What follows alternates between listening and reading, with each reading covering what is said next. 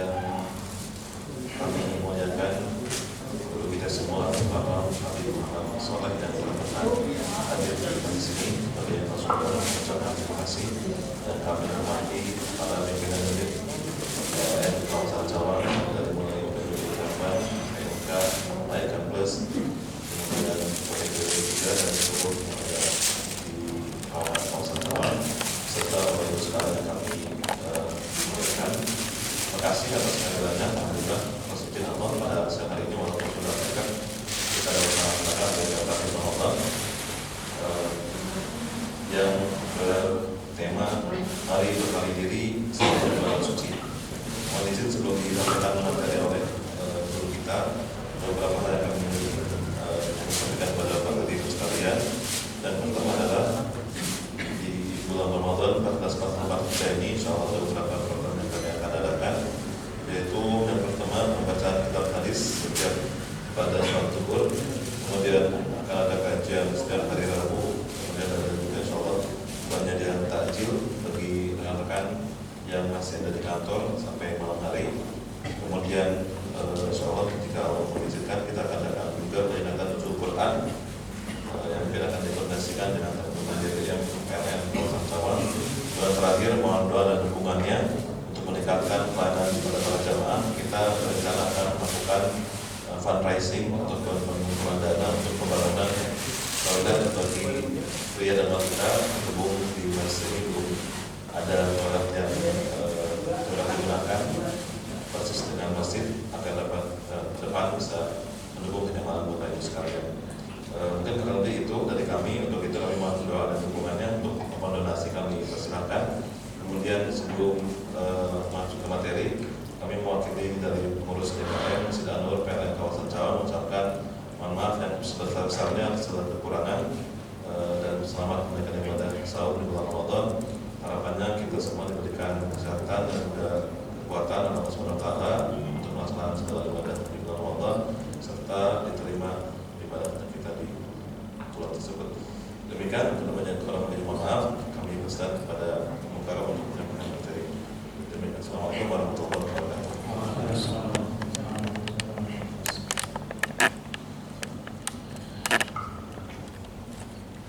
Assalamualaikum warahmatullahi wabarakatuh. Alhamdulillahi rabbil alamin. Hamdan katsiran tayyiban mubarakan fihi. Nahmaduhu ala ni'amihi al-katsirah allati la tuhsa. Asyhadu an la ilaha illallah wahdahu la syarika lahu wa asyhadu anna Muhammadan 'abduhu wa rasuluhu la nabiyya ba'dahu. ثم أصلي وأسلم الأتمان الأكملان الأفضلان الأطهران على نبينا محمد وعلى آله الطيبين الطاهرين ورضي الله عن الصحابة من الأنصار والمهاجرين وعنا معهم وفيهم برحمتك وجودك وكرمك يا أكرم الأكرمين. ثم أما بعد، فرب اشرح لي صدري ويسر لي أمري واحلل عقدة من لساني يفقهوا قولي. Jamaah salat zuhur yang dirahmati Allah Subhanahu wa taala.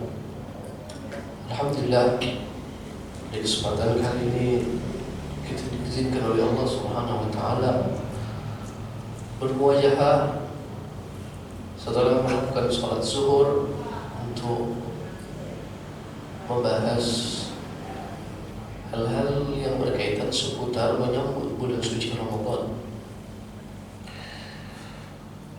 Rasulullah sallallahu alaihi wasallam menyampaikan sebagaimana diriwayatkan oleh Al-Imam At-Tabarani, "Inna lillahi fi ayyami dahrikum nafahat ala fata'arradu laha." Sesungguhnya pada hari-hari kalian ada hari-hari yang Allah tetapkan di dalamnya diberikan anugerah yang begitu besar. Bila mana kalian mendapatkan hari-hari tersebut, maka kejar dan pancinglah semaksimal mungkin kebaikan tersebut. Di antara keistimewaan umat Nabi Muhammad SAW, mereka memiliki umur yang tidak panjang seperti umat-umat Bani Israel dan umat-umat terdahulu. Namun, keistimewaan mereka ada waktu dan juga ada tempat yang bila mana mereka beramal di waktu-waktu tersebut atau di tempat-tempat tersebut, itu seperti orang yang beramal ratusan tahun bahkan ribuan tahun daripada umat-umat Bani Israel. Ini bentuk kasih sayang Allah kepada umat Nabi Muhammad SAW. Sebab umat terdahulu amalnya banyak sekali karena umurnya panjang.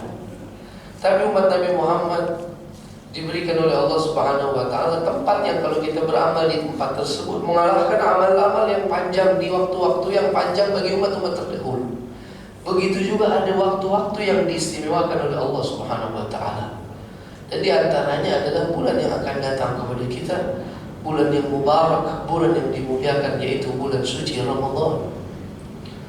Jamaah dirahmati Allah Subhanahu wa taala. Sebab itu Rasulullah katakan di dalam banyak beberapa riwayat, walaupun sanad daripada riwayat ini sebahagian ahli hadis mempermasalahkan, tetapi sebagian mengatakan jayyid dan hasan. Rasulullah katakan, "Lau 'alimat ummati ma fi Ramadan." Jikalau saja umatku tahu apa yang ada pada bulan Ramadan itu daripada kebaikan dan anugerah Tuhan, maka mereka hanya berharap kepada Allah setiap bulan Ramadan saja, gak usah ada bulan yang lain. Tapi kata-katanya lau gitu ya. Rasulullah kalau saja. Berarti kan maksudnya kita memang gak tahu. Kalau saja umatku tahu apa kemuliaan Ramadan itu, maka mereka berharap kalau bisa setiap bulan Ramadan. Kenyataannya kan enggak. Kita baru awal Ramadan juga yang kita harapkan lebaran ya biasanya gitu. Baru 5 hari puasa, lebaran berapa hari lagi? Baru 3 hari puasa, kapan sih puasa selesai? Berarti kan yang kita harapkan ini bukan Ramadannya, tetapi euforia setelah Ramadan gitu ya. Jadi kalau umat itu tahu, tapi nyatanya kita nggak tahu. Makanya kita kan kepinginnya kalau bisa Desember terus akhir tahun supaya liburan gitu kan. Kalau bisa pas tanggal merah terus, kalau bisa awal bulan terus jatuh gaji kan begitu. Tapi kalau saja kita tahu, jadi menunjukkan ada keistimewaan besar yang kita tidak mengetahui ada pada bulan Ramadan, jemaah. Oleh sebab itu, mari kita sedikit berbicara. Kalau berbicara menyambut dan mempersiapkan, step yang paling benar itu menurut saya pertama adalah tashih al-mafahim. Bagaimana kita membenarkan, kita menyamakan dulu persepsi kita terhadap kemuliaan Ramadan. Karena kalau kita tidak memahami sesuatu, bagaimana kita bisa mempersiapkan diri akan sesuatu tersebut gitu. Jadi mengenal dulu akan kemuliaan itu akan membuat kita terdorong kepada step yang selanjutnya untuk mempersiapkan. Karena kalau tidak mengenal, tidak akan kita mau bersiap diri untuk menyambut kedatangan yang mulia tersebut. Jemaah dirahmati Allah Subhanahu wa taala. Saya akan masuk dengan beberapa pendekatan. Ada pendekatan Islamik yang konservatif atau konvensional seperti pendekatan hadis, tafsir, usul dan yang semisalnya. Tetapi juga kita kaitkan dengan beberapa pendekatan yang konvensional, yaitu sedikit kita masuk ke pendekatan filosofis, sosiologis dan yang semisalnya untuk sampai kepada apa daripada keagungan bulan suci Ramadan ini. Rahmati Allah Subhanahu wa taala. Yang pertama, sebelum kita masuk pada inti pembahasan, agama diturunkan oleh Allah Subhanahu wa taala kepada utusan-utusannya para nabi, termasuk Nabi kita Muhammad SAW. Di antara tujuan utama agama ini diturunkan, di antara tujuan utama adalah untuk terselenggaranya kehidupan alam semesta yang baik dan sempurna. Saya ulangi, diturunkan risalah keagamaan dari zaman Nabi Adam hingga Nabi kita Muhammad SAW. Kesemua ini tujuannya diantaranya adalah untuk terselenggaranya kehidupan alam yang dipimpin oleh anak manusia, untuk menjalani kehidupan yang baik dan sempurna. Itu hakikat diturunkan agama, jemaah. Yang mana kehidupan baik sempurna itu adalah kehidupan yang normal, kehidupan yang tertata, kehidupan yang selalu berada di dalam batasannya dan tidak keluar dari batasannya, yang tidak ada kezaliman dan tidak ada hal-hal yang buruk. Kehidupan yang normal itu diantara tujuan diciptakannya atau diturunkannya agama kepada kita. Nah, manusia pada hakikatnya di dalam menjadi kehidupan ini ada dua kehidupan yang keduanya tidak bisa saling berpisah satu dengan yang lain. Ini saya mau nganterin prolog supaya nanti di dalam bahas ininya ngerti, oh ini masalah. Saya mau menghantarkan masalah dulu ke bapak-bapak. Sebelum kita selesaikan, saya mau kasih tahu ini masalah. Kita itu hidup di dua kehidupan yang tidak bisa berpisah satu dengan yang lain. Kehidupan yang pertama adalah kehidupan materi, kehidupan yang material, yang mana kita sekarang berada di dalamnya ini, atau kehidupan yang fisik. Ada kehidupan kita yang lain yang tidak bisa terlepas oleh kehidupan material kita, yaitu kehidupan immateri, kehidupan kita di alam batin, di alam berpikir, di alam rohani, yang mana satu dengan yang lain tidak bisa terpisah, jamaah yang dirahmati Allah Subhanahu wa ta'ala. Bahkan apa yang kita lakukan di alam materi ini adalah dampak dari apa yang ada di alam immateri kita. Jelas tidak nih kira-kira? Apa yang kita lakukan saat ini itu adalah dampak yang ada di dalam kehidupan immateri kita, di alam berpikir kita, di hati kita. Tidaklah kita membuat sebuah kegagalan di kehidupan material kita ini kecuali sebabnya adalah kegagalan dan ketidaksurvivan kita hidup di alam immaterial kita. Tidaklah kita berhasil di dalam kehidupan material kita ini kecuali telah berhasil dan survive kita di alam immateri ini. Ya, ini harus kita pahami baik-baik. Apa yang saya lakukan daripada kelicikan, kecurangan, kecerobohan, kesalahan di alam materi ini adalah dampak saya yang tidak survive di alam berpikir saya dan di alam rohani saya. Karena ini tidak bisa dipisahkan satu dengan yang lain. Kita itu bergerak yang di luar, dinamonya dari dalam dulu itu. Penggerak utamanya, muharrikul insan, penggerak manusia itu dari dalam. Sebut namanya berpikir bagi orang yang mengatakan itu alam berpikir. Para filosof mengatakan itu alam berpikir. Spiritualis mengatakan itu rohani. Bahasa sederhananya adalah mental atau jiwa. Kegagalan kita di dalam mental dan jiwa berdampak kepada kegagalan kita di dalam aksi. Aksi itu adalah outputnya, af'alul khariji, perbuatan luar. Perbuatan luar itu adalah dampak dari perbuatan dalam. Tidak ada perbuatan luar kalau nggak ada perbuatan dalam itu. Ini saya mau minum, ambil air sampai menjadi minum. Ini aksi. Sebelum ada aksi ada dulu yang menggerakkan di dalam itu. Ya, kalau kita pelajari, ya, di dalam berbagai macam pendekatan keilmuan, ini tidak akan terjadi gerakan kecuali ada dulu gerakan di dalam. Nah mungkin saya datang ke warung mau beli air kecuali pertama ada tasawur. Tasawur itu gambaran di alam pikiran saya air itu apa. Itu dulu yang harus saya tahu. Yang kedua ada tasawur, manfaat daripada air itu apa. Oke. Yang ketiga ada tasawur, gambaran berupa keyakinan kalau saya minum air dampaknya apa. Maka saya bergerak ke warung beli air untuk minum. Tidak ada orang datang ke warung, Pak beli obat. Obat apa Pak? Tidak tahu. Saya mau beli obat. Obat apa? Tidak tahu. Nggak mungkin. Pasti dia beli apa? Oh vitamin C. Dia sudah tahu vitamin C itu apa di pikirannya. Dia sudah tahu vitamin C itu fungsinya apa. Ketiga, pikirannya memiliki keyakinan kalau dia minum vitamin C akan kenapa, maka dia beli vitamin C. Ini af'al khariji namanya. Kalau dalam ilmu filsafat, af'al khariji itu perbuatan output kita adalah dampak daripada perbuatan kita di dalam. Jelas tidak kira-kira? Maka ada relasi yang tidak bisa terlepas antara alam batin dan alam zahir ini. Jadi jangan kita berpikir kita ini dunia kita ini saja Bapak-bapak. Ada dunia yang lebih besar yang kita hidup di dalamnya, yang jangan-jangan selama ini banyak yang kita tidak menyadari. Yaitu adalah alam ruhani, alam berpikir dan alam batin.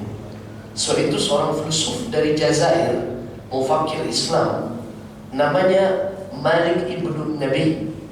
Ya. Kalau bapak-bapak yang bergiat ilmu filsafat, terutama yang bernafas keislaman, pasti tahu siapa itu Malik Ibn Nabi. Seorang Malik Ibn Nabi itu mengatakan, nahnu kal insan.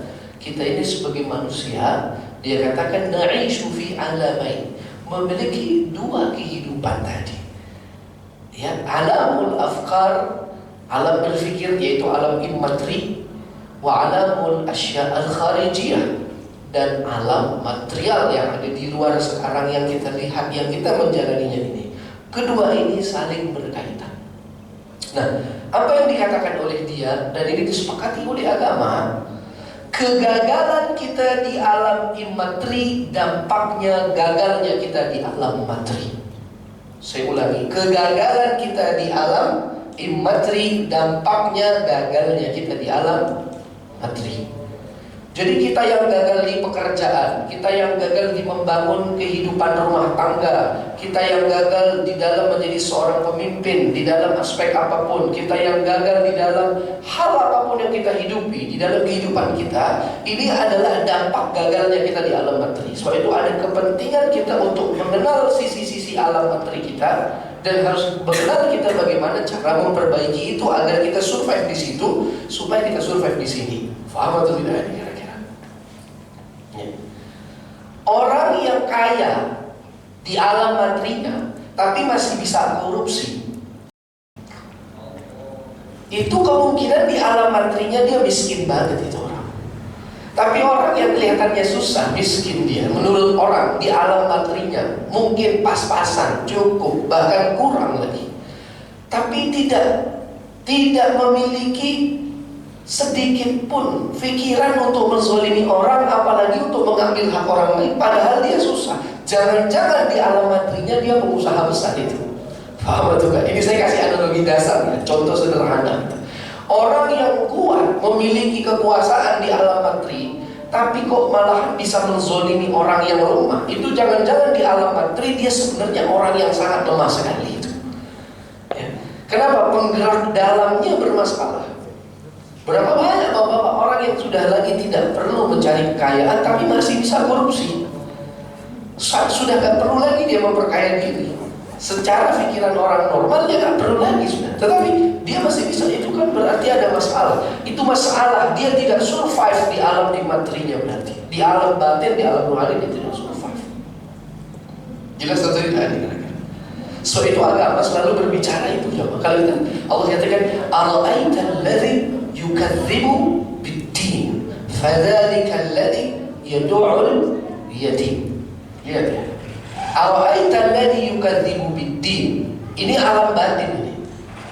Orang-orang yang mendustai agama, orang-orang yang tidak survive di alam rohaninya, apa dampaknya? Fadzalika alladhi yad'ul yatim. Dampaknya mereka akan melakukan perbuatan yang tidak baik kepada anak-anak yatim. Itu kan contoh saja, role model. Role model sebuah kesalahan aksi yang mana mewakili kesalahan-kesalahan aksi yang lain. Orang yang gagal di agamanya, di ruhaninya, maka dia bisa saja akan menzalimi orang lain. Itu satu kesatuan yang tidak bisa dipisahkan. Oke, itu poin pendahuluan yang pertama. Yang kedua, apa sebabnya? Manusia ini mayoritas kita bapak-bapak, kalau di persentase mungkin 80% itu gagal semua kita di alam immateri.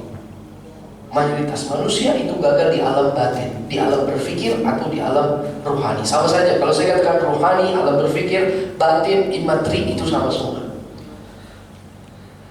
Gagalnya kita itu semua jemaah. Apa sebabnya? Penyebabnya apa? Setidaknya ada beberapa penyebab utama yang tidak mungkin saya sebutkan satu persatu, tetapi yang sangat fundamental. Kesalahan utama itu yang pertama adalah dzunub, dosa. Jadi dosa yang ada pada diri kita itu membuat kita gagal di alam imateri kita. Dosa, kesalahan, maksiat yang kita lakukan adalah sumber penyebab utama kegagalan kita survive di alam batin kita. Makanya tadi alladzi yukadzibu biddin, orang-orang yang mendustai agama. Ketika dia tidak menjalankan apa yang diperintahkan agama dan tidak meninggalkan apa yang dilarang oleh agama, dia mendustai agama, maka matilah jiwanya dia. Ketika jiwanya mati, maka outputnya akan rusak, aksinya akan berdampak pada kerusakan itu. Tidak survive dia. Jadi dosa itu berdampak kepada kegagalan kita di alam imateri kita. Sebab itu para ulama mengatakan zambun awil ma'siyah aqibatuha al-ma'siyah. Kemaksiatan atau dosa itu punishmentnya adalah sebelum nanti akan dituntut oleh Tuhan di alam yang kita akan hadapi semua. Punishmentnya di kehidupan kita juga sudah ada. Apa punishment terbesar? Apa hukuman terbesar bagi pelaku dosa? Adalah dia akan melakukan dosa yang baru. Faham atau tidak kira-kira? Jadi bukan berarti punishment dosa itu yang kita takuti berupa nanti akan diazab. Ya. Itu kalau diazab itu bukan punishment sebenarnya. Itu malahan penghapusan dosa. Tapi punishment daripada maksiat adalah kita bermaksiat yang baru. Sebab itu kalau orang melakukan kesalahan di dalam berintrospeksi, tidak cukup dia hanya menyelesaikan masalah yang dia lakukan sekarang. Saya kasih contoh. Kalau hari ini kita bisa menzalimi orang, hari ini kita mencuri, itu mungkin dampak dari kemarin kita habis mabuk. Kemarin mabuk, itu balasan dosanya kemarin mabuk. Boleh jadi hari ini kita jadi pencuri. Jelas. Kemarin kita mabuk, itu boleh jadi karena 2 minggu sebelumnya kita pernah kurang ajar sama orang tua kita. Dosa kita kurang ajar, durhaka kepada orang tua, berdampak kepada dosa yang baru. Tiba-tiba kita jadi pemabuk. Dosa kita menjadi pemabuk berdampak kepada kita diizinkan untuk melakukan dosa baru, yaitu kita mencuri. Jelas atau tidak ini kira-kira? Kemarin kita durhaka sama orang tua yang sebelumnya kok nggak pernah durhaka. Mungkin sebelumnya, di hari sebelumnya kita tidak sholat subuh. Paham betul? Jadi jangan menyepelekan satu kesalahan kecil. Kalau tidak buru-buru kita introspeksi, maka akan ada punishment dari Allah untuk kita melakukan kesalahan-kesalahan yang baru dan akan terus berkelanjutan. So itu dosa itu akan membuat kita tidak survive di alam materi. Makanya ketika kita melakukan kesalahan, Bapak-bapak, kita introspeksinya bukan yang sekarang saja. Aduh, apa yang saya buat sebelum kesalahan ini yang membuat saya bisa melakukan kesalahan ini sekarang? Itu yang kita pikirkan. Oke. Kalau hari ini kita gagal, ada kesalahan terjadi kepada diri kita, sengaja atau tidak, buru-buru kita berpikir, 1 bulan ini kesalahan apa yang saya buat? Kalau tidak ada bulan lalunya, apa yang pernah saya buat? Tiba-tiba kita pernah ingat, ya Allah, betul 2 bulan lalu saya pernah bohong, saya pernah mencurangi teman saya dengan pekerjaan, maka dampaknya hari ini saya melakukan dosa ini. Itu yang kita perbaiki. Oke? Jadi sumber utama adalah dosa. Karena banyaknya dosa manusia, kita ini melakukan dosa banyak sekali jamaah. Maka dampaknya kita akan tidak survive di alam immateri. Kalau sudah tidak survive di alam materi, dampaknya kita tidak survive di alam materi. Terjadilah kegagalan kehidupan.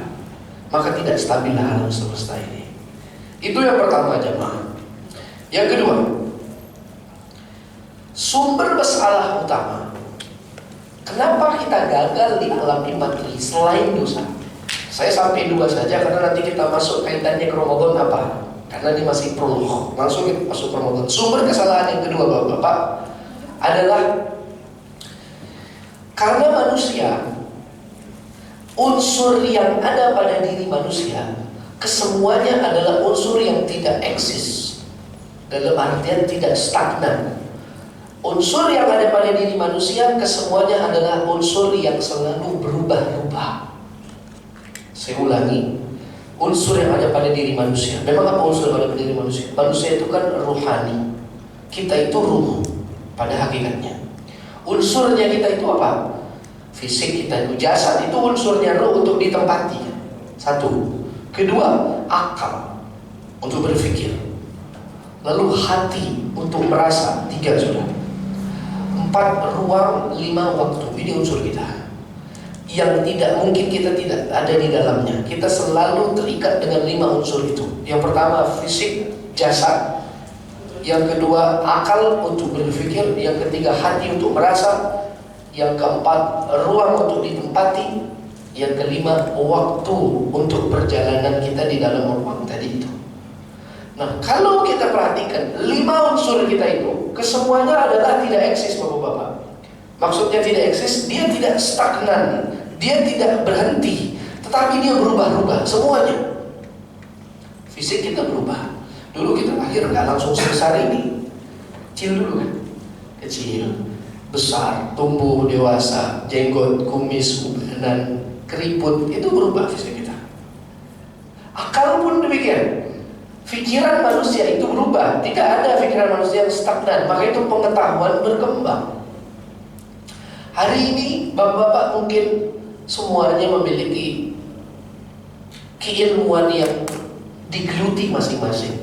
Ada memiliki bidangnya. Dulu kalau kita kuliah ada namanya konsentrasi yang kita ambil di dalam jurusan kita.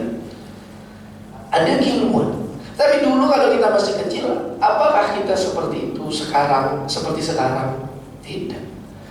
Dulu kita bisa membedakan karpet ini warnanya apa, kata bapak kita. Kita jawab merah. Itu senang sekali si bapak. Anak saya sudah paham membedakan mana merah dan kuning. Maka dulu membedakan merah sama kuning itu adalah intelektual yang sangat tinggi untuk kita di saat itu. Betul nggak Bang Gani kira-kira? Walaupun kita baru bisa ngomong merah gitu. Itu udah intelektual itu, udah bisa membedakan mana merah sama kuning. Tapi kalau hari ini ada orang ngomong sama kita, ini saya tahu loh, ini warnanya merah, kita ketawa semua. Kenapa? Karena saat ini tidak lagi menjadi nilai intelektual untuk kita, menunjukkan akal kita berkembang atau tidak. Kalau tidak berkembang, sampai hari ini setiap kita ketemu orang kita bilang ini merah, walaupun kita sudah besar. Karena memang akal kita tidak berkembang, menunjukkan berkembang. Naik lagi tahu, 1 tambah 1, 2. Wah itu bahagia sekali ibu kita. Belajar lagi kita baca Al-Quran. Ra kalau di atas fathah bacanya ra, kalau di bawah kasrah bacanya ri. Wah itu intelektual. Hari ini sudah bukan intelektual lagi kita. Hari ini sudah ngomong politik, sudah ngomong planet Mars, sudah ngomong. Ini menunjukkan adanya, ya kan, perubahan. Maka kita harus sepakat. Visi kita berubah, akal kita berubah, rasa pun hati kita berubah. Tidak ada yang sejak lahir sampai sekarang bahagia terus. Atau dari lahir sampai sekarang sedih terus ada. Ada yang tadi pagi lagi senang, nanti siang dibuat sedih lagi, malamnya senang lagi. Ada yang minggu ini lagi minggu senang, terus minggu depan sedih lagi. Ada yang 1 bulan ini lagi sedih, terus nanti ada datang lagi senang. Menunjukkan hati juga berkembang, dia berubah-ubah, tidak stagnan dia. Kadang sempit, kadang luas, kadang lapang. Oke? Waktu dan tempat juga sama. Hari ini, pagi tadi, saya tidak berada di tempat ini. Sekarang saya berada di tempat ini, menunjukkan berubah. Waktu juga demikian. Ada kemarin, ada sekarang, ada besok. Tidak ada manusia yang hidupnya hanya kemarin saja, nggak ada. Atau hanya besok saja, nggak ada. Pasti ada kemarin, ada sekarang, ada besok. Itulah manusia. Maka 5 unsur tadi, jamaah, itu sesuatu yang tidak stagnan. Dia berubah. Sumber utama kegagalan kita di alam immateri adalah karena unsur diri kita sendiri adalah unsur yang berubah-ubah, membuat si ruh itu sangat-sangat rentan. Rentan dalam artian apa? Sangat-sangat rentan terintervensi oleh salah satu daripada unsur tersebut. Kenapa dia tidak survive di alam batin? Kenapa ruh ini tidak survive di alam berpikir? Karena kelima unsur kita adalah berubah-ubah yang berdampak kepada sangat mengintervensi kepada diri kita sendiri. Tatkala akal lebih dominan, maka kita akan memenangkan akal di dalam pilihan sikap kita. Tatkala hati lebih dominan, kita akan memenangkan hati. Tatkala fisik lebih dominan, kita akan memenangkan fisik. Tatkala ruang atau waktu lebih dominan, kita akan dominan kepada ruang dan waktu. Yang berdampak kita gagal di alam materi, maka output kita di alam materi, maka output kita di alam material kita gagal. Faham atau tidak di bawah bagian? Saya tidak mau terlalu banyak berbicara teori karena bukan kajian kita, kajian teoritis. Karena ini adalah kajian ceramah. Tapi setidaknya sudah mulai bapak-bapak fahami prolog saya bahwa sumber masalah kita di alam kehidupan kita adalah gagalnya kita di alam rohani atau alam berpikir. Sumber daripada kegagalan kita di alam berpikir adalah tadi yang pertama dosa, yang kedua memang aspek unsur kita itu selalu berubah-ubah. Makanya nanti kadang-kadang orang ini kok sikapnya aneh, mungkin akalnya lagi menang itu. Kadang-kadang kok orang ini kebaikan sekali tapi malahan merusak dirinya sendiri. Jangan-jangan hatinya lebih dominan, fisiknya lebih dominan, ruang dan waktu lebih dominan. Maka dia tidak bisa stabil, kontrolnya itu gak pas selalu. Atau bahasa sederhananya, jiwanya belum dewasa, mentalnya belum dewasa. Ketidakdewasaan jiwa itu adalah ketika kita tidak bisa mengkontrol 5 unsur tadi, tapi kita dikontrol oleh salah satu dari 5 unsur tadi. Saling tarik menarik itu. Si ruang lagi maunya di sini, si hati lagi maunya itu, si pikiran maunya yang ini, si fisik maunya yang ini. Kan begitu Bapak. Kadang kita mau lagi di masjid, ini ruang dan waktu menuntut kita di masjid, tapi pikiran kita maunya di kantin. Itu berat, akhirnya terjadi ketidakkhusyuan. Itu output yang gagal diakibatkan karena alam batin kita tidak survive. Faham atau tidak nih kira-kira? Ketika kita mau sholat, yang tadinya kita harusnya khusyuk, terjadi ketidakkhusyuan itu karena tadi tuntutan waktu dan ruang harus di sini, tapi tuntutan hati kita di tempat lain. Pikiran kita adanya di makanan. Itu saling tarik menarik. Mana yang menang itu berdampak kepada output kita. Outputnya gagal karena gagal kita memimpin 5 unsur tadi. Harusnya kan kita tundukkan 5 unsur tadi untuk kita lakukan apa yang terbaik saat ini yang seharusnya. Tetapi kita tidak bisa, jamaah. Jelas tidak nih kira-kira? Seperti itu. Itu masih bagus kalau yang masih mau duduk sholat, walaupun tidak khusyuk. Yang lebih parah kalau ruang, waktu, akal dan yang lainnya dikalahkan oleh pikiran. Bayangkan waktunya sholat dia tetap tidak mampir ke masjid, makan karena akalnya yang dimenangkan saat itu, intervensinya terlanjur kuat sehingga dia tidak sholat sampai asar. Mungkin jelas atau tidak Bapak kira-kira? Oke, itu yang saya maksud kegagalan di alam materi kita. Jamaah dirahmati Allah Subhanahu wa ta'ala. Proses untuk menyelesaikan itu perlu perjalanan yang sangat panjang sekali. Perjalanan waktu. Karena kedewasaan jiwa itu perlu proses pengalaman dan waktu yang cukup panjang. Sebab itu kenapa dalam Islam ada rahasia di balik umur 40 tahun. Karena proses perjalanan waktu untuk kita berdamai dengan setiap aspek kita satu persatu sehingga kita bisa menaklukkan mereka semua. Sebab itu orang-orang yang sudah umur biasanya di dalam bersikap mentalnya sudah lebih kokoh daripada yang lebih muda. Karena proses perjalanan waktu membuat dia bisa menaklukkan 5 unsur tadi dengan berdamai kepada setiap unsur satu persatu. Jelas tidak nih? Tadi saya katakan diturunkan agama ini untuk menyempurnakan dan menyelenggarakan kehidupan yang baik dan benar dalam rangka mendewasakan jiwa sepanjang proses kita dari akil balik umur 15 tahun misalnya sampai kita mati. Kalau kita ikuti gate-gate-nya, maka kita akan didewasakan jiwa kita untuk kita taklukkan kelima unsur itu tadi sehingga kita bisa menjadi pemimpin atas diri kita sendiri. Jelas atau tidak kira-kira? Oke. Apa kaitannya dengan Ramadan? Tuhan Allah Subhanahu wa ta'ala ini memberikan shortcut kepada umat Nabi Muhammad SAW. Saking sayangnya kepada umat Nabi. Karena kan kalau nungguin 40 tahun Pak lumayan lama juga. Kita butuh berdamai dengan jiwa ini. Belum tentu umur sampai. Kalau umurnya sampai berapa banyak orang umur 40 jiwanya kedewasaannya 15 tahun ada. Berapa banyak orang umurnya 50 tahun kedewasaan jiwanya masih 20 tahun. Banyak atau enggak kira-kira? Banyak. Prosesnya panjang, butuh effort, pengalaman dan kesulitan dan kegagalan dan semua membuat jiwa kita tertempa itu. Tapi karena Allah sayang sama Nabi Muhammad, maka diberikan hadiah untuk umatnya berupa bulan Ramadan. Apa kaitannya bulan Ramadan dengan masalah itu tadi?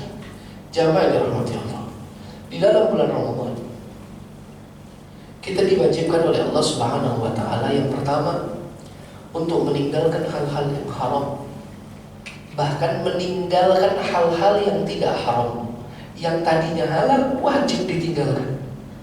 Jangankan yang dilarang, Pak, yang tidak dilarang pun kita tinggalkan karena diperintahkan untuk meninggalkan. Makan itu sekarang kita boleh, minum itu boleh, hubungan suami istri dengan pasangan itu boleh. Tapi ketika masuk bulan Ramadan itu menjadi haram di waktu yang tertentu. Makan pun tidak boleh. Jadi kita bukan hanya dididik untuk meninggalkan yang dilarang, tapi juga dipaksa meninggalkan yang dibolehkan. Dan kita lakukan itu. Kalau kita melakukan itu, Allah berikan reward kepada kita. Di dalam hadis yang sahih, Allah katakan, "Ghufira lahu ma taqaddama min dzambi." Dihapuskan dosa-dosanya yang telah lampau daripada dosa-dosanya yang besar. Orang yang mampu melakukan puasa dengan baik dan benar, mengharap keridhaan Allah, tulus mengharap balasan daripada Allah, maka apa balasannya? Dihapuskan dosa-dosa besar oleh Allah yang telah lampau. Jelas? Baik. Lalu bukan hanya itu jamaah. Di dalam Ramadan, setelah kita disuruh meninggalkan yang haram dan disuruh meninggalkan yang boleh, kita terpaksa melakukan yang tidak wajib. Jangankan yang wajib, yang tidak wajib pun terpaksa kita lakukan. Ada di sini yang setiap malam sholat witir sepanjang hari di luar bulan Ramadan? Tidak ada. Kalau pun ada ya 1-2 orang. Setiap hari Pak sholat witir. Ada di sini setiap hari bangun malam? Nggak ada. Ada di sini yang pernah melakukan kesunahan Nabi memakan makanan yang disunahkan, yaitu 1 butir, 2 butir, 3 butir kurma di luar Ramadan? Jarang. Kalau pun ada, lagi kurang sehat, tujuan berobat kan gitu. Oke, ada di sini yang setiap hari mendawamkan baca Al-Quran, mendawamkan sholat duha, beriktikaf di masjid. Saya rasa manusia semacam itu sudah jarang di akhir zaman semacam ini. Tapi bapak-bapak, saya yakin betul hampir setiap malam pasti sholat tarawih. Pasti sholat tarawih. Yang mana tarawih itu nggak wajib bapak-bapak. Sholat witir setiap malam.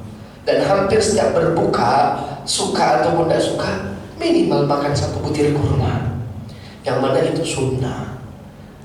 Dan pasti bapak-bapak buka puasanya di awal waktu. Nah, ada yang buka puasa jam 9 malam kan di sini.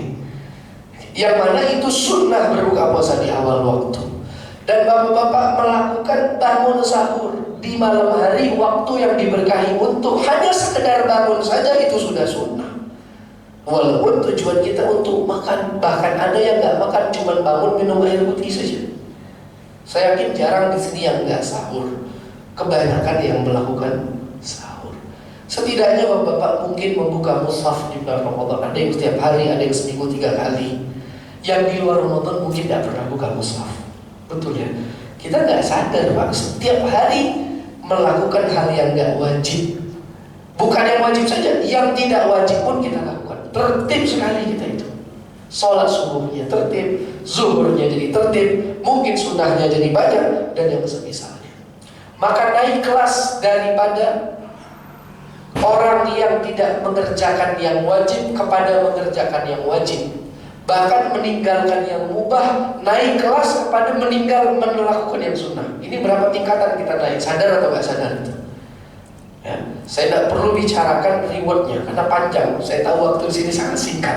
Saya ingin berbicara tentang reward yang kita lakukan daripada melakukan banyak kesunahan di bulan Ramadan. Tapi kita skip dulu. Nanti kalau ada waktu silakan ditanya. Ya, karena saya skip, saya nggak bahas itu supaya materi kita tersampaikan. Naik kepada itu.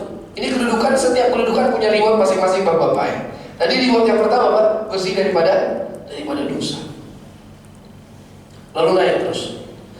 Lalu jemaah, kita tidak sadar semua nilai kebaikan itu dari level 1, 2 dan terus ke atas, dari kita meninggalkan yang haram, melakukan yang wajib, meninggalkan yang mubah, melakukan yang sunnah, dipaksa kita lakukan itu 1 bulan berturut-turut, stagnan, tidak berubah.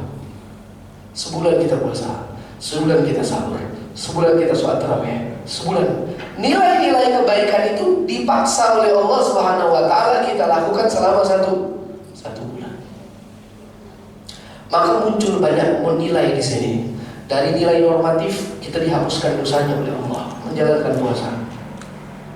Naik lagi setelah dihapuskan, muncul sisi-sisi yang purifikatif, pensucian jiwa. Setelah kita suci, kita naik lagi kepada melakukan kesunahan-kesunahan selama 30 hari, yang mana itu akan memunculkan nilai preventif dan preservatif, keistiqomahan dan menjaga diri dari diri kita sendiri dan juga kepada orang lain. Jelas atau tidak nih?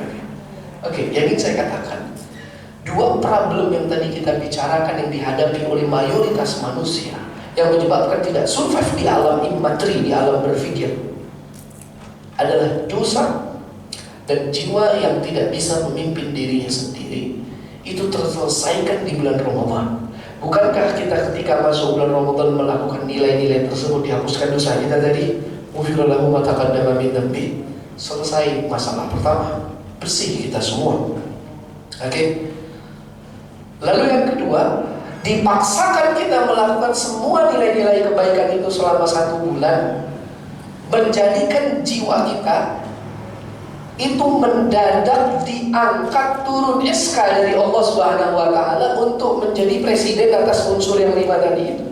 Jadi kita mendadak mau tidak mau, siap tidak siap, kata Tuhan, kamu jadi pemimpin saat ini untuk 5 unsur kamu. Dipaksa dengan caranya Tuhan, sehingga kita tidak terintervensi oleh pikiran, tidak terintervensi oleh akal, tidak terintervensi oleh fisik, tidak terintervensi oleh ruang dan waktu. Karena 1 bulan yang kita lakukan stagnan daripada kebaikan-kebaikan itu tadi, secara tidak sadar. Maka seakan-akan kita ditempa oleh Tuhan.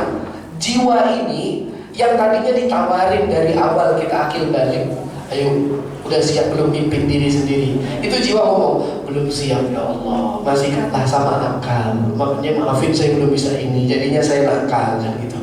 Ayo, udah siap belum mimpin diri? Belum siap. Pas bulan Ramadan itu mendadak kita dipaksa untuk menjadi imam atas diri kita sendiri selama 1 bulan. Akhirnya terbiasalah ruh ini memimpin 5 unsur yang selalu ingin mengintervensi, namun tidak bisa mengintervensi selama 1 bulan. Dampaknya keluar Ramadan, jiwa ini dewasa, mental ini siap dan tidak lagi mudah diintervensi oleh kelima unsur tadi. Mendadak dia menjadi imam bagi dirinya sendiri. Makanya redaksinya kalau orang yang lulus Ramadan, la'allakum tattaqun, agar kalian menjadi orang yang bertakwa, kan gitu. Itu kan redaksinya menggunakan kata kerja fi'lul mudhari, kata kerja sedang dan akan datang, yufidul istimrar, memiliki arti yang berkaitan kepada keseterusan yang berkelanjutan. Maksudnya apa? Maka kamu mulai saat ini dan seterusnya sudah siap untuk survive di alam immaterialmu agar outputmu juga survive. Jelas atau tidak? Bisa dipahami atau belum? Cukup jelas. Begini jamaah yang dirahmati Allah Subhanahu wa taala. Sebab itu Ramadan adalah miniatur daripada keberhasilan kehidupan beragama anak Adam sejak dia lahir sampai dia mati. Kalau perjalanan itu cukup panjang dan butuh waktu dan effort yang begitu banyak, maka ada miniatur yang dibuat oleh Tuhan. Ada instansi yang diulang setiap tahun, dibuka secara gratis kepada siapapun yang ingin masuk ke dalamnya. Yang mana kalau kita lulus dalam 1 bulan, jiwa-jiwa kita terdewasakan secara mendadak. Jadi Ramadan ini seperti mesin waktu, Bapak-bapak. Seperti mesin waktu yang kita lulus daripadanya, itu mendewasakan jiwa kita tanpa perlu hidup 40 tahun, hidup 50 tahun dulu untuk berdamai dengan kelima unsur. Itu prosesnya lama. Di Ramadan ada. Sebab itu dalam perspektif keislaman ada namanya Lailatul Qadar. Kan kita kenal itu. Di dalam bulan Ramadan ada namanya Lailatul Qadar. Khairun min alfi syahr. Lebih baik daripada ribuan bulan. Jelas. Lebih baik daripada 1000 bulan. Maksudnya apa lebih baik dari 1000 bulan? Maksudnya kalau kamu untuk berdamai dengan 5 aspek itu butuh umur yang panjang. Umur panjang itu diwakili dengan artian hari yang banyak, ribuan bulan. Kalau kamu di Ramadan cukup 1 bulan, itu seperti rasanya kamu proses hidup lama di luar bulan Ramadan untuk berdamai dengan aspek yang ada dalam dirimu. Faham atau enggak? Saya kasih contoh lah. Ada anak remaja, perempuan atau laki-laki, biasanya perempuan, masih muda. Kalau dia tumbuh jerawat satu tumbuh, masalah atau enggak kira-kira? Perempuan masih muda, remaja, muncul jerawat di wajahnya, masalah atau enggak? Masalah.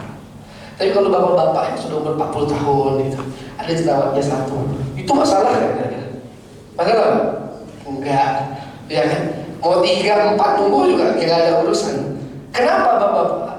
Kok yang ini masalah besar, yang ini enggak? Karena yang masih muda tadi belum bisa berdamai dengan fisiknya. Bapak-bapak yang sudah umur karena pengalaman hidup yang cukup panjang, dia sudah berdamai dengan fisiknya. Maka fisik tidak lagi bisa mengintervensi dia. Tapi yang ini belum. Nanti dia butuh perjalanan waktu dulu untuk berdamai. Dengan adanya pengalaman, dengan adanya tajrubah, dengan adanya ini itu, sampai dia bisa berdamai dengan fisik. Tapi pada saat masih muda belum. Kan gitu. Semuanya kita gitu Pak. Di alam berpikir juga sama. Dengan akal ada yang berdamai sejak muda, ada yang tunggu lama umur. Ada yang masih muda, gejolaknya itu lagi parah-parahnya, sampai kabur dari rumah, melawan orang tua, berpikir dia bisa hidup dengan sendiri. Saya independen, tidak perlu diatur oleh ayah dan mama. Saya punya jalan hidup saya sendiri. Tapi bapak-bapak yang lihat kan cuma ketawa aja. Ini anak ngapain sih? Udah enak-enak diurusin malah. Kenapa? Karena bapak-bapak mungkin sudah berdamai sekian persen dengan akal. Anak muda itu belum berdamai dengan akal, so itu masih terintervensi oleh akal kan gitu. Hati juga sama. Berapa banyak ada anak SMP bunuh diri, putus cinta. Kita yang nonton berita sedih dan ketawa. Bisa sekali orang putus cinta bunuh diri, padahal baru ketemu 2 kali, cuma lihat-lihatan dari jauh itu juga. Kenapa? Karena dia tidak berdamai dengan hatinya. Bapak-bapak sudah berdamai dengan hal-hal yang semacam itu. Bagi mereka itu serius, bagi bapak-bapak itu main-main. Apa yang menyebabkan bapak-bapak bisa begitu? Masalah jerawat, masalah akal, masalah hati. Waktu Pak. Waktu. Jelas atau tidak kira-kira? Kan kalau kita nungguin waktu lama, Allah sayang sama umat Nabi. Ini Ramadan shortcut bagi yang mau mendewasakan jiwa. Kalau dia masuk ke dalam bulan Ramadan, maka dewasa jiwanya, seperti masuk kepada mesin waktu. Makanya orang yang lulus dikatakan dapat Lailatul Qadar. Maksud dapat Lailatul Qadar bukan cahaya turun, kelihatan terang lampu gitu, bukan. Maksudnya Lailatul Qadar adalah khairun min alfi syahr, seperti dia telah lulus dari sekolah selama ribuan bulan, yang mana dewasa jiwanya. Mendadak orang itu selesai Ramadan ketemu sama kita padahal baru sebulan tidak ketemu, memaafkan, tidak sentimen, gak suka salah paham lagi, sangat bijak di dalam bersikap. Apa masalahnya orang ini kok kemarin gak begini, sekarang jadi begini? Oh ternyata dia survive sekarang di alam imaterinya. Kok bisa dia survive di alam imateri? Didewasakan jiwanya di bulan Ramadan dengan melakukan segala poin yang tadi saya jelaskan itu. Cukup jelas atau tidak nih kira-kira? Saya rasa ini sebagai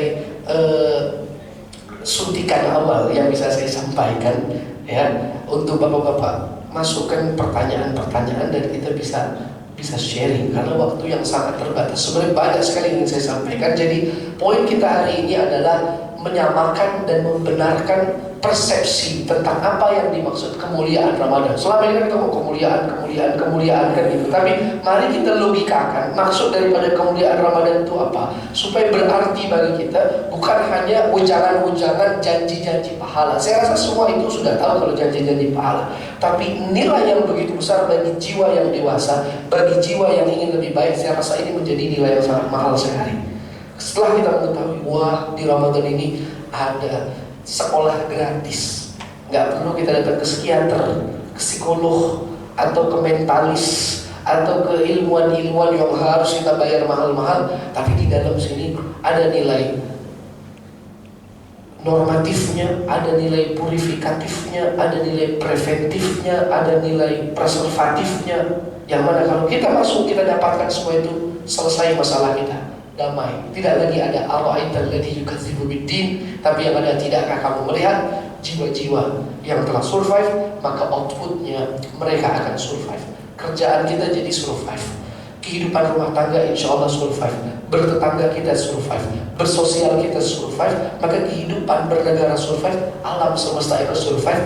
Kita tinggal tunggu habis waktu umur kita. Sebab itu orang yang survive, yang diundang oleh Tuhan adalah jiwa yang survive. Ya ayyatuhan nafsu al-mutmainnah, itu yang disebut oleh Tuhan. Wahai jiwa-jiwa yang telah survive, yang tenang, irji'i ila rabbiki radiyatan mardiyah, kembalilah kamu kepada sisi Tuhanmu dalam keadaan tenang, diridhoi oleh Allah Subhanahu wa taala. Hari ini jiwa kita belum survive.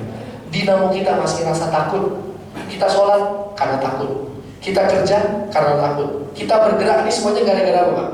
Takut gak makan, takut gak bayar listrik, takut gak bayar anak sekolah, takut lupa ini, takut. Itu yang membuat kita kerja, itu yang membuat kita gerak. Tapi kalau orang yang sudah survive jiwanya, bergerak, dinamonya bukan takut, sudah berubah. Dinamonya rasa ketenangan. Maka menjadi kehidupan dengan nikmat, susah pun dia bisa syukuri, dia bisa bersabar, senang pun dia akan berbagi, dan dia akan menjadi bagian daripada rahmat Tuhan dalam kehidupan. Mari kita ambil andil di bulan Ramadan ini untuk mendewasakan jiwa kita. Jangan kita lewati bulan ini rugi sekali. Seperti Nabi Muhammad katakan, wailun, celaka, rugi, sial sekali orang yang masuk bulan Ramadan keluar tidak dewasa jiwanya, karena tidak lagi ada sekolah yang lebih baik melebihi daripada instansi Ramadan ini. Jemaah, saya bukan tanya jawab. Bila mana ada yang ingin bertanya, saya kembalikan kepada host atau langsung di sini biasanya. Langsung, silakan bapak-bapak. Juga saya persilahkan pertanyaan berkaitan hukum seputar puasa. Jadi nggak mesti masalah ini. Kalau yang punya masalah seputar hukum puasa ataupun masalah zakat, karena berkaitan Ramadan biasanya zakat fitri secara khusus, atau zakat mal secara umum, atau kasus puasanya. Saya persilahkan. Materi ini ditanyakan boleh, hukum berkaitan puasa juga saya persilahkan. Mari berkaitan fikih. Tafadhol kalau ada pertanyaan silakan.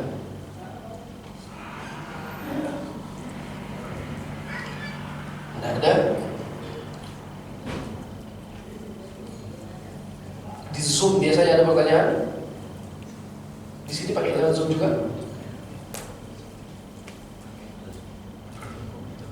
Silakan.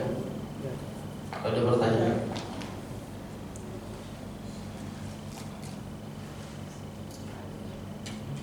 Silakan, Pak.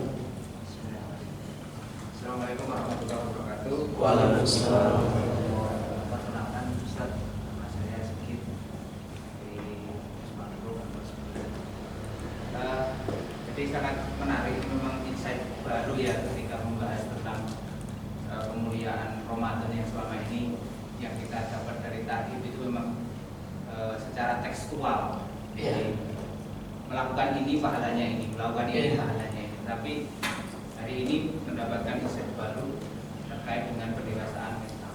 Jadi satu hal yang menarik, tetapi begini Ustaz, awam sudah kita ketahui bahwasanya Ramadan khususnya, ya semoga tidak di daerah Bapak Ibu semua gitu ya, itu Ramadan itu seperti kendang Ustaz. Jadi dipukul kerasnya itu cuma di ujung sama di akhir gitu. Nah di tengah-tengah ini hilang gitu. Nah sebenarnya kan di sini ada satu proses yang itu merupakan ujian juga. Salah satunya adalah bagaimana menjaga istiqomah ini tetap bisa jalan di tengah-tengah gitu kan. Nah ini ketika kita sudah mulai masuk Ramadan, di awal-awal memang mantap sekali tuh, bisa sehari mungkin 3, 4 atau 5 juz bahkan gitu. Hari berikutnya sudah mulai turun sampai kemudian habis, tahu-tahu sebulan cuma khatam 1 kali. Nah, di tengah-tengah ini bagaimana menjaga istiqomah ini? Gitu. Terima kasih, Ustaz. Terima kasih pertanyaannya Bapak. Bagus pertanyaannya. Jadi pertanyaan itu Sebenarnya jawabannya jadi sub materi baru gitu ya. Saya punya kebiasaan gini Pak, saya tidak suka menjelaskan masalah iya enggak, betul salah, tapi saya ingin secara komprehensif gitu. Jadi gini, itu adalah step kedua setelah kita tadi poin pertama kan kita tadi pembahasan kita adalah membenarkan persepsi tentang kemuliaan. Itu dulu tadi. Ketika kita sudah membenarkan, berarti ada motivasi untuk bagaimana kita memaksimalkan agar kita bisa mendapatkan nilai-nilai tadi itu kan gitu. Baik. Kesalahan yang paling fatal ya, di antaranya akan mengakibatkan kepada kegagalan kita mendapatkan nilai-nilai tadi. Jadi nilai-nilai tadi itu kedewasaan jiwa, enggak semua orang yang masuk Ramadan akan dapat gitu. Kalau dia gagal menggapai itu ya dia tidak akan dapat. Maka hanya seperti gendang tadi itu yang di awal, berarti kan euforianya saja ya. Jadi ada masalah-masalah Pak, banyak masalahnya. Substansi dari peribadatan itu sendiri kan dilakukan. Puasa, substansi daripada puasa itu nggak dilakukan, maka dampaknya kebaikan Ramadan tidak akan kita dapatkan. Kita hanya melakukan kewajiban. Iya, secara kewajiban tunai, Tuhan tidak menghukumi kita karena kita tidak berpuasa, tetapi tidak dapat kita reward kebaikan tersebut. Ini panjang kalau saya bahas satu persatu. Jadi jawaban sederhananya dulu gini. Bagaimana itu nggak ada triknya Pak.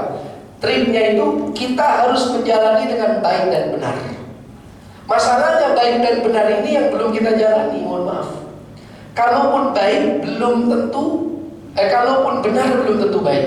Saya kasih contoh ya, benar tapi belum tentu baik. Puasa, menahan diri dari makan, minum, hubungan suami istri dari pagi sampai sore, buka puasa, itu benar.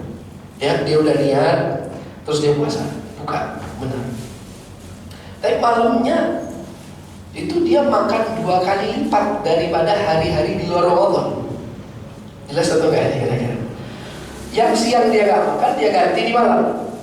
Ini nggak baik. Ya, ini saya sederhanakan Pak. Tidak baiknya ini berdampak kepada kita tidak mendapatkan hakikat makna puasa.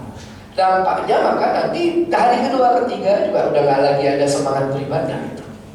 Jelas atau tidak kira? Karena substansi puasa adalah membuat kita selalu lapar dan tidak boleh kenyang sekali.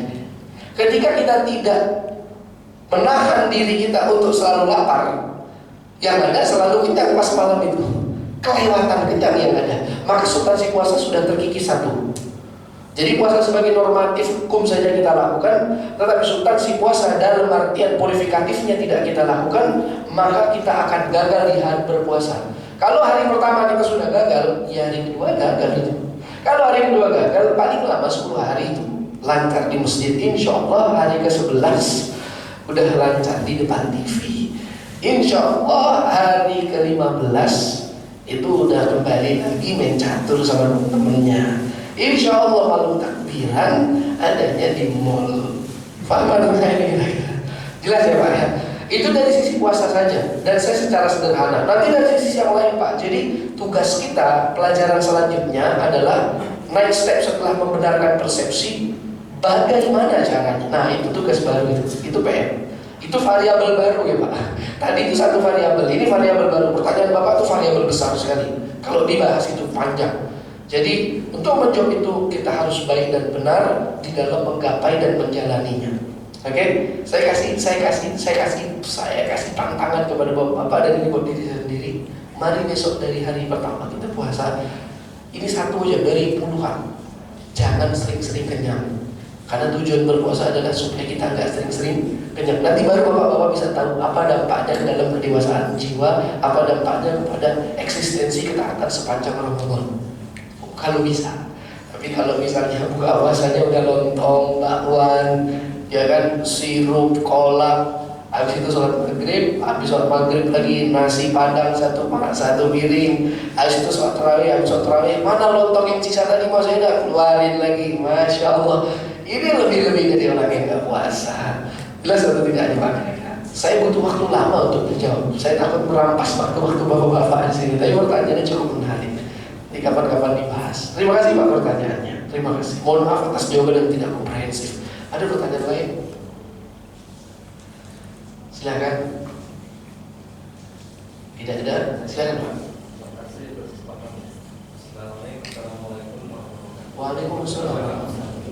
Belajar Ustaz karena terkait dengan hakikat manusia penciptaan yang kita angkat tadi. Iya. Ini dari maksud ya Ustaz ya. Iya. Kalau tahu kemudian jasa roh dan makhluk. Iya. Ini yang saya tanyakan kondisi nafsu. Contohnya kalau nggak salah nafsu itu makhluk ya yang kita mau tahu. Iya. Dari kelima unsur tersebut posisinya atau tempatnya nafsu di yang mana? Baik. Jadi nafsu ini ada di dalam jiwa. Jiwa itu kita kenal dengan ruh. Kita kenal dengan ruh. Ruh ini di dalamnya ada nafsu. Hanya saja nafsu ini tergantung datangnya dari mana. Nanti ada yang baik, ada yang buruk. Bila mana dia yang negatif, ini disebut dengan syahwat. Dia berdampak kepada syahwat. Tapi syahwat ini artinya bukan dalam seksualnya. Syahwat ini dalam artian apapun. Obsesi, keinginan, ambisi atas kehidupan dunia yang begitu besar itu disebut dengan syahwat. Tapi kalau yang baik, dia biasa dikenal dengan hidayah ataupun taufik. Ini bahasa sederhana ya. Saya nggak masuk pelajaran teoritis karena itu kajiannya kajian ihsan atau tasawuf kalau menurut sebagian orang di dalam keilmuannya. Jadi nafsu adanya di dalam ruh, menempati ruh. Di dalam nafsu terbagi lagi, ada klasternya. Kalau dia yang baik, kalau dia yang buruk beda. Yang buruk itu namanya apa? Syahwat. Syahwat itu apa Pak? Syahwat itu apa? Tadi syahwat itu adalah ambisi biasanya, obsesi. Syahwat itu bagikan kendaraan Bapak-bapak. Kendaraan, mobil, itu namanya syahwat. Bapak-bapak perlu tahu ya, ini bocoran, ya, bocoran dari agama. Syahwat itu enggak jahat. Syahwat itu tidak jahat.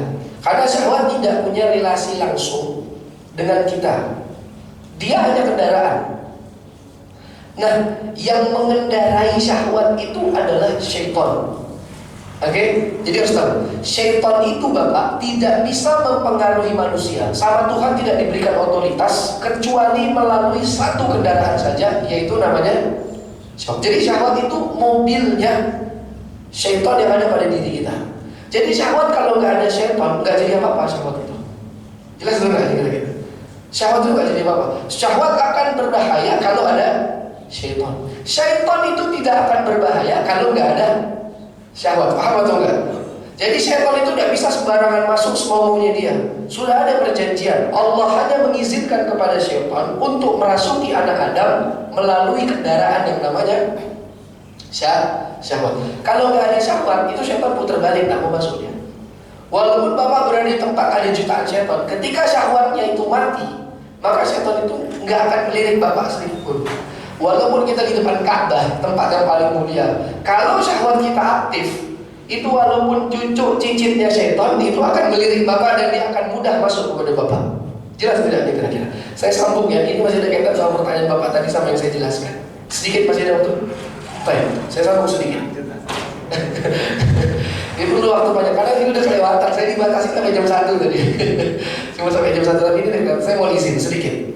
Syahwat itu ini, apa kaitannya sama puasa? Bapak-bapak, kenapa puasa itu amalia yang hebat sekali? Ya. Karena puasa itu dikatakan adalah qahru aduwillah, senjata besar penghancur musuh Allah, yaitu syaitan. Kenapa puasa itu penghancur musuh Allah? Kenapa? Karena substansi puasa salah satunya adalah menahan diri daripada makan dan minum untuk selalu kita kenyang. Bapak, kendaraan syaitan apa tadi? Syahwat. Nah, syahwat itu tidak bisa berjalan kalau nggak ada bensinnya. Bensinnya syahwat itu banyak makan dan minum. Faham betul kan? Bensinnya syahwat adalah makan dan minum. Semakin orang banyak makan, semakin orang banyak minum, itu kita subsidi bensinnya kepada syaitan itu. Banyak itu. Sebab itu kalau orang banyak makan dan minum, syahwatnya aktif. Syaitan akan mudah melirik dia. Masuklah syaitan kepada dia melalui mobil tersebut untuk menggoda dia, berbuat zalim, curang, licik, dan yang semisalnya. Tapi kalau kita nggak kasih, itu seperti mobil rongsokan saja. Suatu orang yang berpuasa kenapa tidak mudah digoda syaitan? Karena ketika syaitan lihat, wah itu mobil rongsokan, buat apa saya goda dia? Tapi kalau bapak di malam hari kasih makan banyak, seperti ada perjanjian, ada MOU sama syaitan di awal Ramadan. Saya dari pagi sampai sore tidak bisa dipakai ya, tapi tenang aja, habis maghrib kamu bisa balik lagi sama saya. Seakan-akan kita ngomong kayak gitu. Kenapa? Sebab kalau kamu datang habis maghrib, nanti kamu kaget. Yang dari pagi sampai sore kamu lihat rongsokan itu mendadak jadi Alphard, jadi Lexus. Kenapa? Oh, kita kasih lontong, nasi, kita kasih es buah, kita kasih ini, penuh lagi sahabatnya. Ketika penuh, masuklah syaitan sama kita. Faham atau enggak kira-kira? Makanya gagallah di pertengahan Ramadan kita melakukan ketaatan. Kenapa? Substansi puasa tidak terjadi kepada diri kita, maka hilang semua kebaikan-kebaikan puasa kepada kita. Dari hari pertama sudah gagal. Jelas atau enggak ini kira-kira? Ini jadi agak ngembang gara-gara pertanyaan Bapak ya. Jadi nafsu itu adalah syahwat, syahwat itu kendaraan, kendaraan itu perlu bensin, perlu tenaga, tenaganya adalah makan dan minum. So itu Rasulullah katakan, syaitan dia ciri bani Adam menyerdam. Syaitan itu masuk kepada anak-anak Adam melalui jalur darah. Maksudnya apa? Bukan di darah-darah yang kita lihat ini. Maksudnya apa? Melalui makanan yang banyak kita makan, aktif syahwat, syaitan masuk melalui itu, dia rasuki hati kita, jiwa kita terintervensi lagi. Yang dirasuki apa? Pikiran merasuki jiwa. Yang dirasuki apa? Hati merasuki jiwa. Yang dirasuki apa? Fisik merasuki jiwa. Itu hakikat kesurupan yang menakutkan, bukan kesurupan yang teriak-teriak. Wah, itu nggak serem kalau itu, Pak.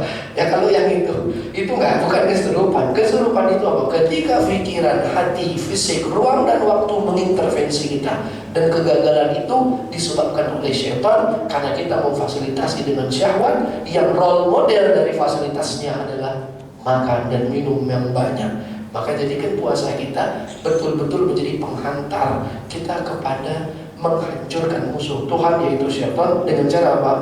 Tidak memfasilitasi mereka dengan syahwat. Jelas ya Pak ya? Terima kasih pertanyaannya. Masih ada apa cukup? Cukup ya.